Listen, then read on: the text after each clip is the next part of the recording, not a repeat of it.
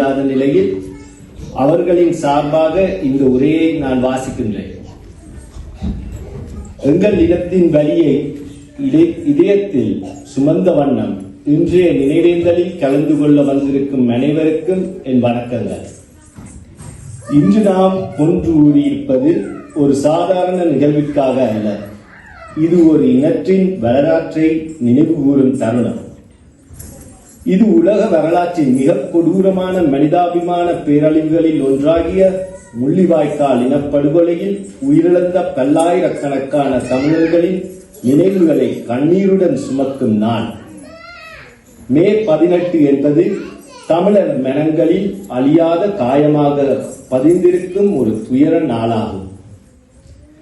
2009 ஆண்டு மே மாதத்தில் இலங்கையின் வடகிழக்கில் உள்ள மிகச்சிறிய நிலப்பரப்பான முள்ளிவாய்க்காலில் ஆயிரக்கணக்கான அப்பாவி தமிழ் பொதுமக்கள் சிக்குண்டு இருந்தனர். குழந்தைகள், பெண்கள், முதியவர்கள், நோயாளிகள், எந்த ஆயுதமும் ஏந்தாத மக்கள் உயிர் பிழைக்க வேண்டி போராடி கொண்டிருந்தார்கள். உலகம் முழுவதும் மனித உரிமைகள் பற்றி பேசிக் கொண்டிருந்த நேரத்தில் அங்கே மனித உயிர்களின் மதிப்பு மண்ணோடு மண்ணாக புதைக்கப்பட்டது.